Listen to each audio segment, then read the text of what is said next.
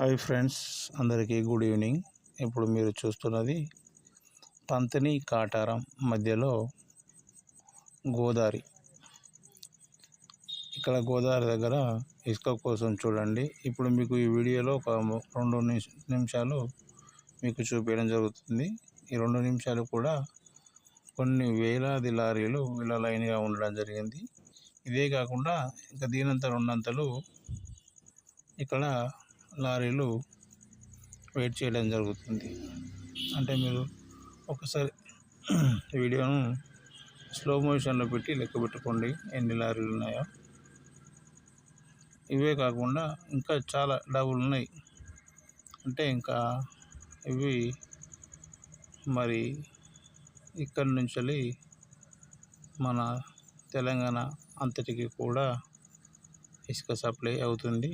మిగతా క్వారీలలో అన్ని దిక్కుల బంద్ చేసేసరికి ఇడొక్క కాడ అయ్యేసరికి తెలంగాణ రాష్ట్రం అంతటా లారీలన్నీ కూడా ఇక్కడే వచ్చి వెయిట్ చేయడం జరుగుతుంది. కనీసం వచ్చిన బండి 1-2 రోజులు ఆగాల్సిన పరిస్థితి కావచ్చు. పాపం డ్రైవర్ల పరిస్థితి, క్లీనర్ల పరిస్థితి ఆగం. అడవిలో వాళ్ళు తినడానికి తిండి కానీ, పడుకోవడానికి కానీ, ఇంకా స్నానం ఇతర కార్యక్రమాలు చేసుకోవడానికి కానీ చాలా ఇబ్బందులు పడాల్సిన పరిస్థితి. చూడండి, ఇప్పుడు మనకు ఇందులో వీడియోలో చూస్తేనే 2 నిమిషాలే చూడలేకపోతున్నాం మనం. కానీ వాళ్ళు 2 రోజులు ఇలాగే ఉండి సీరియల్గా వెళ్ళి లోడ్ చేసుకొని వెళ్ళాల్సిన పరిస్థితి. నేను అటు వెళ్ళేటప్పుడు చూశాను. మళ్ళీ వచ్చేటప్పుడు ఈవినింగ్ అయింది. గోదావరి కని వేస్తుంటే ఇంకా లారీలు ఉన్నాయి. దీన్ని బట్టి మనం అర్థం చేసుకోవాలి.